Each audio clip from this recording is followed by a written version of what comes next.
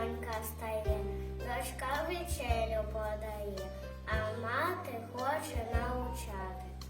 Так соловейко не доє, поклала мати